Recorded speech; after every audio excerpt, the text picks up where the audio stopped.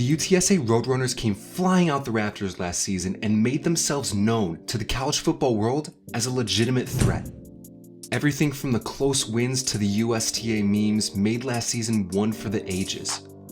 But last season is history. In the offseason, Jeff Traylor and company lost vital pieces to their team to the NFL draft and undrafted free agency. Tariq Woolen and Spencer Buford were day 3 draft picks, and so far 5 other guys were invited to team minicamps. And now without those star players, especially Sincere McCormick, the question lingers. How will the UTSA Roadrunners do this upcoming season in response to 2021? The answer, or at least my answer, is better than you might think. My name is Kevin Redfield from the Dropout Sports, and let's get right into it. Oh wait, hold up. Before we get right into it, I just gotta ask y'all to like this video and subscribe to the channel. Also gotta give a big shout out to San Antonio Express News reporter Greg Luca for helping me out with this video. Alright, now bring the music back, and let's get right into it. In this video, I'm gonna break down the offense and the defense coming in and how the Roadrunners will do with their given schedule. So now we're gonna start with the offense. UTSA might not be losing a lot of weapons on the offensive side, but the ones that they are losing were crucial during the 2021 season.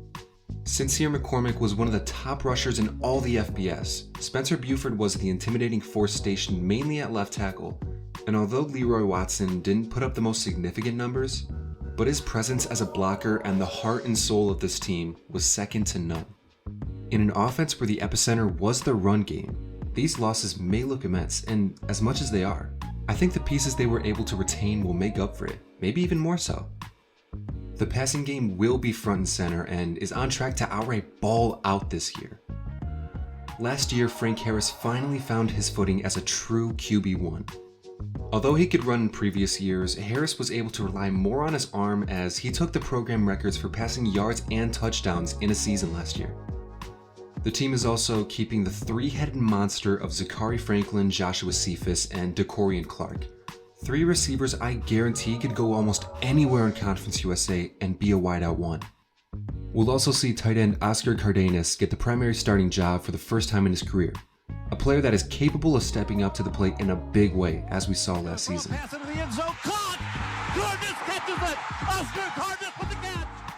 With the quarterback's coach Will Stein being elevated to the co-offensive coordinator position, the passing game is looking like the go-to option for the Roadrunners. So don't be surprised if you see regular 300-yard games out of Harris and company. And as y'all might have guessed, the downside as of now will be the run game. Sincere McCormick is gone, that's a given. But the number of injuries the running back room has suffered this offseason is borderline demoralizing. Kadrick Cobb suffered a torn ACL not too long ago, and other running backs like D'Anthony Lewis and Kavorian Barnes have been dealing with injuries themselves. Although the offensive line stays mainly intact, which will be good for both sides, the lack of a true number 1 running back is something to be frightened about. That was up until a couple weeks ago. On April 25th, longtime UTSA backup running back Brendan Brady officially announced on Twitter that he would be coming back to the program since he initially entered his name into the transfer portal.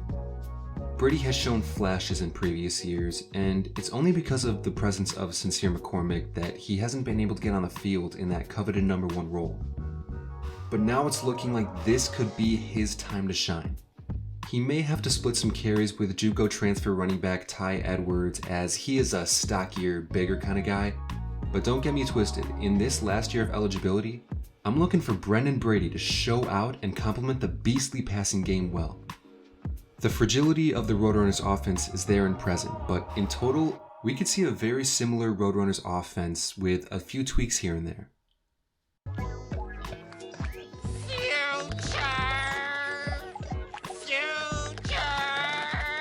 The defense is kind of in the same position as the offense, but the way they're going about addressing those voids is somewhat different.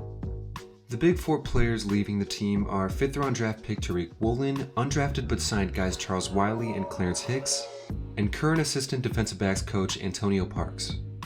Even though they've lost Woolen and Parks, the secondary is looking like the team's strength due to the retained and newly acquired talent in these areas. Rashad Wisdom has been the leading tackler and overall leader for the Roadrunners defense for the past 2 years and will be returning this year.